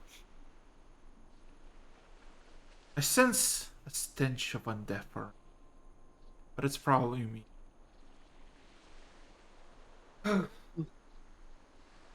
Wazot nods again. He's like that one old, like, Wazot is like in his mid-20s, but he looks like the fucking 60-year-old aristocrat, just kind of nodding, sweating as he nods, like, yes, okay, that's fine, okay, we're not dying, good. But yeah, so Scree, what would you like to do now? You're now. I'll first tell Nadia, it says like, that she can assist the tribe as she feels like it's needed. So she can do whatever at the moment. And then I turn to Wazot and pretty much tells him, I have notes from on top of the mountain. There are magic circles there. I have drawn and mostly drawn them. And maybe we should compare notes on what they all entail, because I have a clue. Are you gonna be sharing notes then together as a scholarly couple, as a interest? Please play. yep. Fuck. It's not playing. Give me a second. Here you go. I need to play it. Come on. I'm not going to keep this. There's not really a point of keeping it a secret because, Okay, hey, can you... there was a. Okay, Go I ahead. have a simple question. Are you willing to let Vazod have advantage on a roll? Or are you gonna take an advantage? No, you I'm wanna going to do give Wazot the advantage in this case because I'm trying to keep his trust. Da-da-da. Ooh! Ooh, that's a good one. Okay. So, basically what happens, he nods and agrees, as most people are done, and Nadia is already like very quick to help people out, because she immediately spots like a person that has like a rented hand a bit, and she starts healing, and then people one by one, help out. You didn't see Tarot at all. As you kind of go under the hollowed mountain in the section where the dead skeletons are, and you basically go to the main hall and just basically get a bunch of stone, by the stone table, and just kind of see what you got. You don't know how much time has, but basically by cross-referencing notes, because Boswell doesn't really want, like, he also kind of trusts you, like, not like he's not mistrusting you, but he's willing to share all the notes that he has on all of this subject in order to find what is going on. He's not hiding anything. This is purely a scholarly pursuit. And what you come to this is a bunch cult of Trugmar. There was a cult that worshipped Trugmar as a god before he got exiled. And they were so willing to please him that they basically figure out almost every secret dragons had. One of them being manifestations into dragons. Essentially, the spell Dragonkind, as it's referred to, where it's like a polymorph but a lot stronger. It is an ascendant form of transmutation magic where you become a fully fledged dragon with all of its powers it may be, while still remaining omnipotent and present with your own moral shell for as long as you wish. It's incredibly powerful and potent. And also you realize that there's the cult also made a network between the highlights of the spires, so they can travel fast between each other. If for those in the known, basically at the very top of Trugmar's hierarchy back in the day. But you also figure out that because when Trugmar exiled himself, and most of his people left with him, there were few that were trying to forcefully become the high chiefs, essentially gaining dominance, and it broke out into a bloody civil war that basically made all the knowledge acquired by this cult null and void.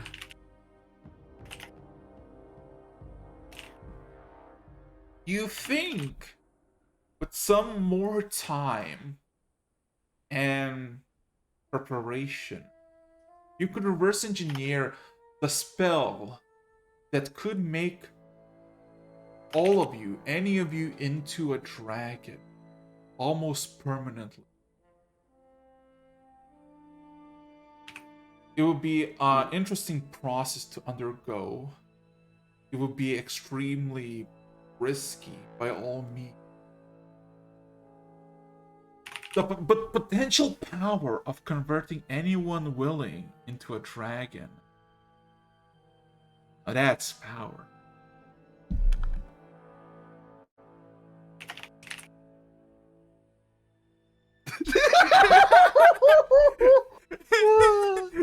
The bread dragon. Ascended.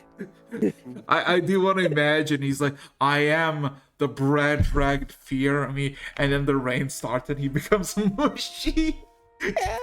Seems I'm melting. Oh. so. Yeah, but That's good information. yeah, basically, there's a lot of lore, there's a lot of history to uncover, and you basically might, with some preparation, be able to achieve incredible power. Gree's eyes just light up at this. This is very interesting. Forget Vibrance. What would 100 Vibrance do against a dragon? Nothing. Now, if you have an army.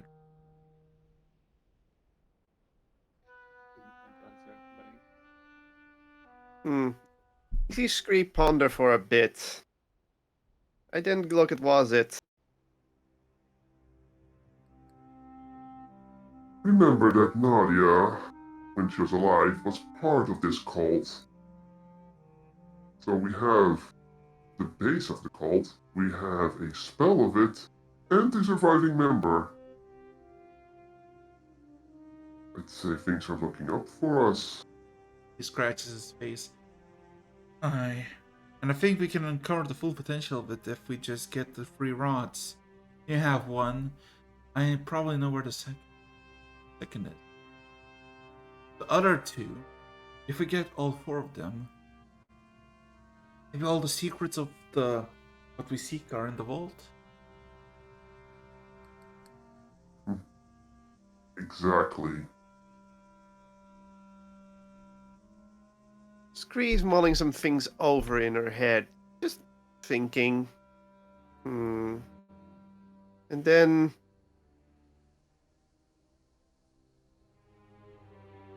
starts to look for a map of the area. Is there a map? You asked for Scree a doesn't map. have a map before. Give me a second. I think. Let me check if I actually, just cause here. I have it saved up. There you go. I do have it saved up. So, as final map, because you actually asked for. I made this map like a month and a half ago. Finally. So, Yes, good news. yeah. After a few seconds, Trukma, Waza presents. Shut up. Waza presents massive. The fuck.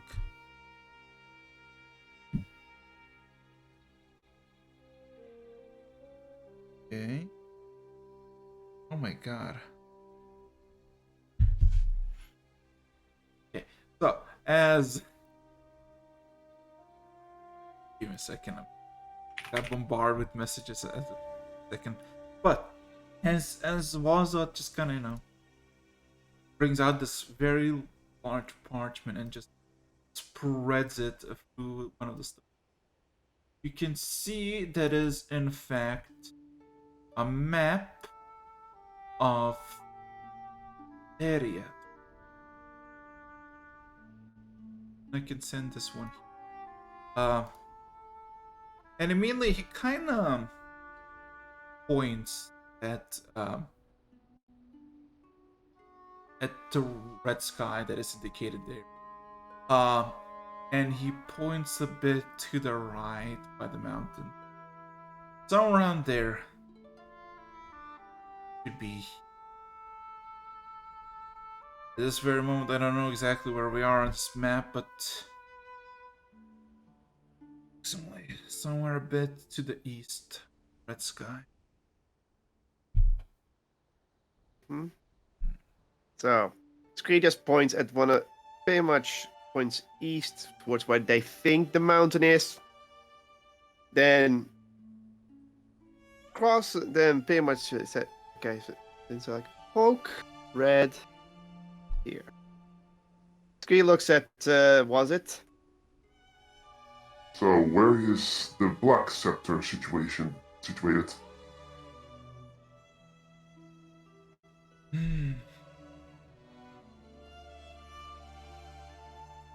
It is in the possession of the High Chief's Court Sorcerer Tajul. He is a clever little man, old, but very cunning and wise. He has a similar scepter as you, and I assume that it is exactly what.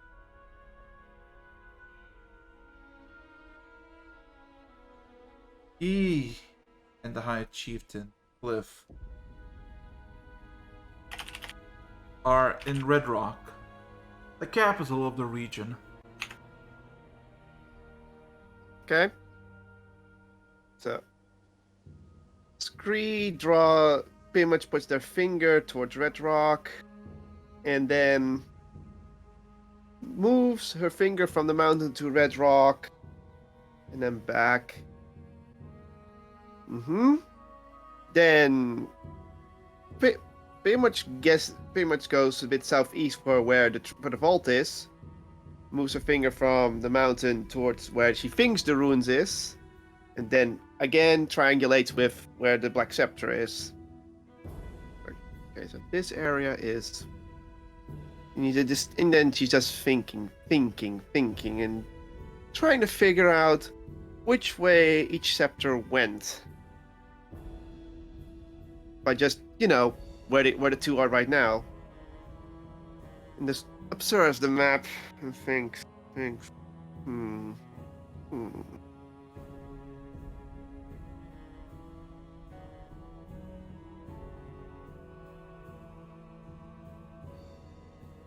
The other colors are blue and green. He also kind of looks over the map, kind of back, and just looks at it. Should we ask for your companion? Because like you said, she was in the cult. Maybe she would know. If she remembers, He just she may be unusual. He just shrugs.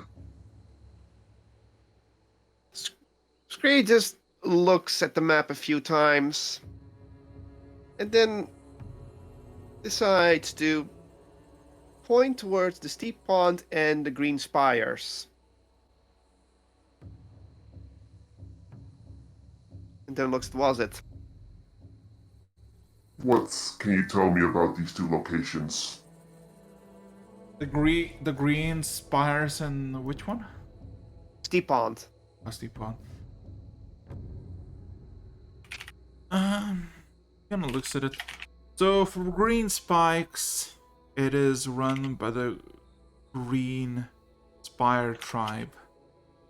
It is named that because there's a lot of stone mountains, pillars, if you will, spikes, if you will. They're dotted around haphazardly around the area. They're a merchant clan. They deal with the empire shenanigans of trade. They're more civilized. They're more prosperous. But they're passive. They're good people. As for a Steep Pond, that is even more isolated tribe of fish people.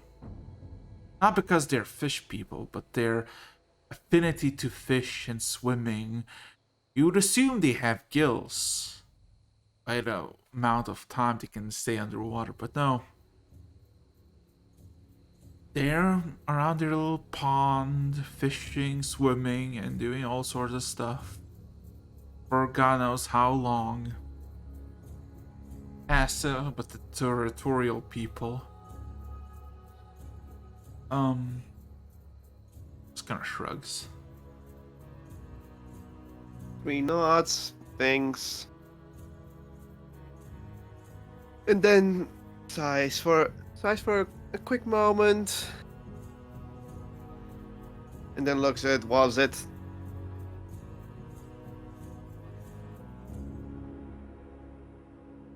I believe that the deep pond may have one of the scepters.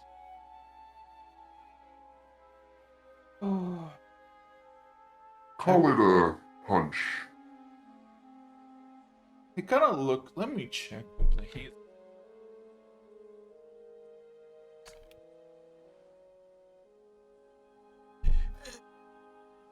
Kind of nice. He's kind of worn out. You can see it as he's not flickering the papers full with zeal as hours before. He kind of looks at it, shrugs. Maybe. Steep pond is called because it's that steep. Maybe something lies in its depths.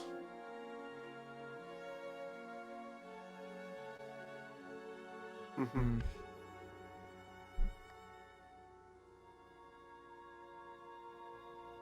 It is only a guess for now. Let us convene with Nadia. Maybe she can enlighten us on the sectors. So, somewhere around this time, all of you can hear a loud fucking crackle sound above with an audible thrum going for the entire tower as you hear a dozen, like all the wyverns screech in surprise. Ares! John! You manifested on the very top. And of course, Wachowski's as well. The cold wind for a brief second changes into relatively warm as you're back to where you started. We're back. You're back on the mountain, I believe. Yeah. What's He has screens out to the air. Looks. Was there a sky? We didn't see. Did you see a sky in that other place? Yeah, there was a sky. There was a clear sky, clear blue sky with no really big sight of, the sun. Yeah. we did it? I Let's like. get down. I like our Oh, one and- better. Right. He kind of just looks down the mountain. It's gonna be a climb. Hmm.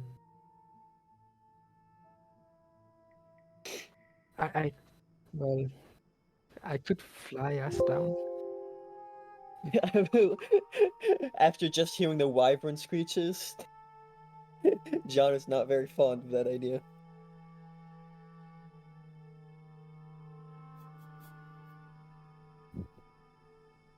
Kind of just slowly shakes his head. Looks over at him. So, you want to Well, ride or? Sure. I can. And it transforms into a bird again. I can. I'm going to assume Domo is going back at the bag of holding, so I can carry the man down. Watch me nat 1 this athletics check. No, wait. You're gonna do what now? You gotta climb down the mountain, mate. I have to ask, is it harder to climb down the mountain, or is it harder to climb up the mountain? I mean,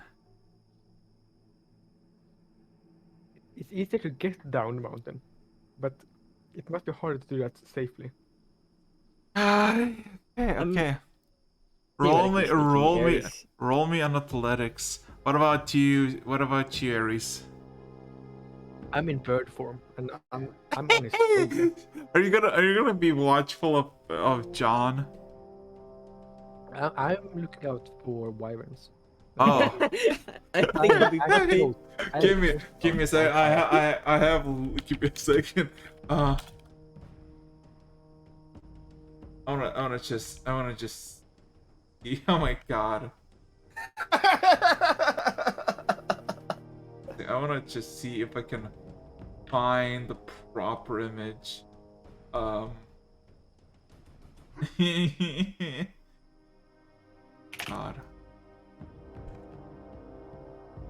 Tell me, can I find? Okay.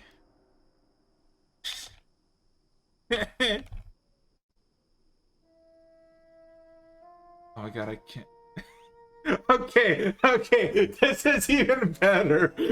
This is how I imagined with the athletics of Birdie. This is how this is how I imagine you making down this fucking it's just like this.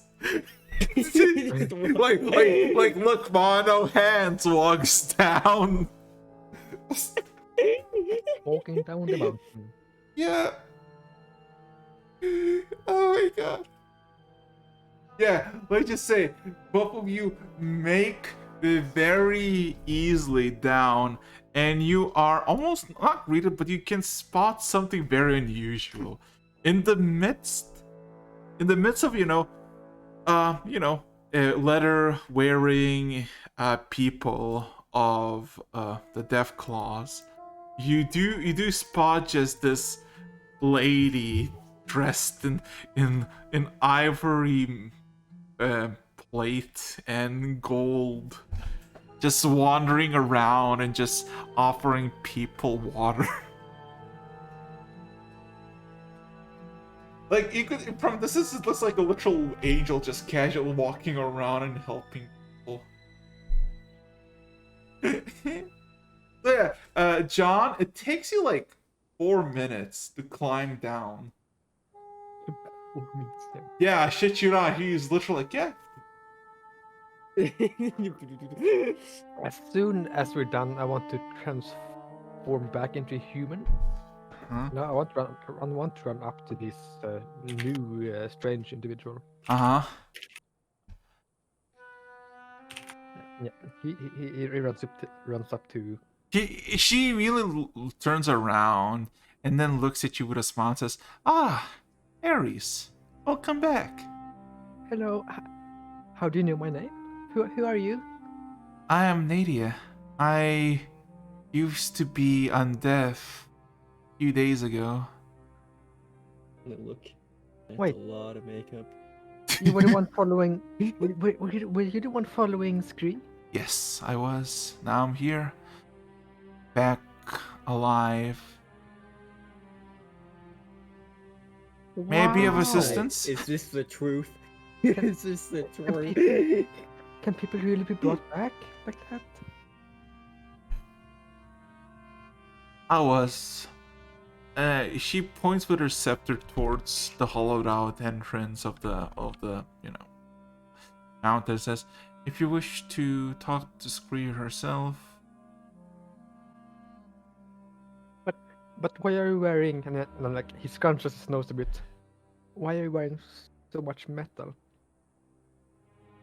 I was granted this gift by a celestial body. The moon tossed, no shattered and broken, gave me a second chance. He saw me to be fit with this, and I am gladly accepting it.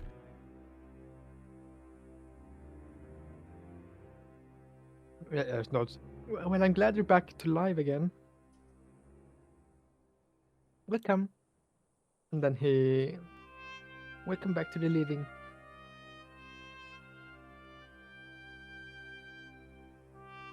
He runs over to Scree.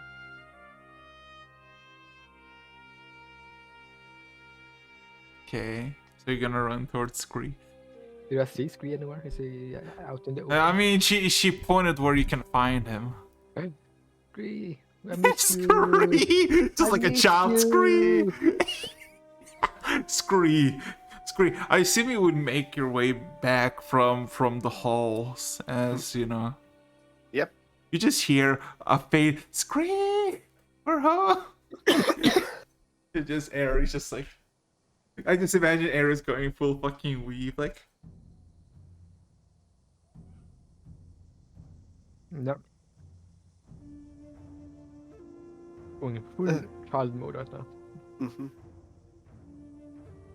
Well, I'm still exiting with Was It, so eventually I'm probably gonna bump into them. So here's like, hear the scream, we're home. And do I recognize that this is Ares at first? What's your passive insight or perception?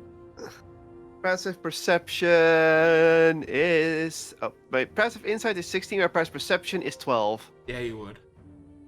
Okay. Then I just relay this message to Was It by looking at him. It appears my companions have returned.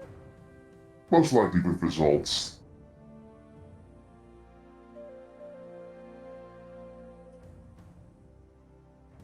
Wazot very cautiously nods and exits out. Yeah, you can just imagine John is like almost like halfway gone for the mountain. He's like, yeah, this is good. This is good. Yes. And then I guess I eventually had my way towards the noise of where Ares is. I'm following Ares. You're not following anything. You're still climbing down the mountain. He's still climbing the Oh, mountain down. wait. I- Oh, sorry. I- Ares was with me. Yeah, I was with you, but I flew down before you. Okay. Yeah. And You were Domo too- and Domo You were probably too slow. was carried down. in the Yeah, initial Ares. Dama was like, yeah, like I know what Harg would say. Yeah, he would go down quicker and safer than. Anyway, yeah, you would meet basically by the entrance to the hollowed out tree. So, what would you like to do? Sorry, was I interrupting something? Scree shakes her head. Good, good. We're back now. You wouldn't believe what we did. What places we've been to. Scree tilts their head and looks, listening in.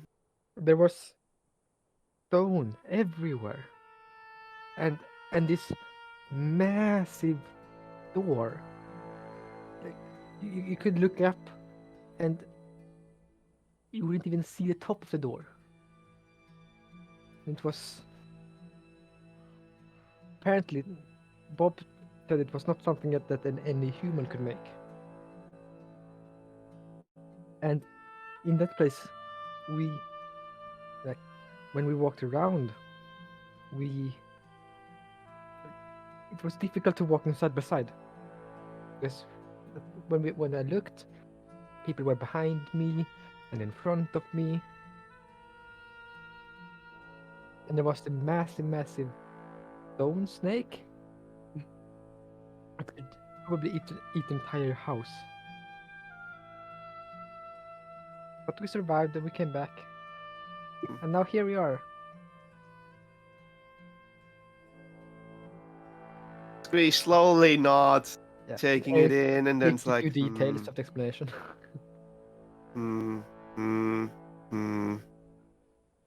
She looks at Watson for a moment, and then back to Ares. Welcome back. Where is the rest? Oh, I think, pointing at the mountain. John is coming down the mountain, and Domo is following him in the bag.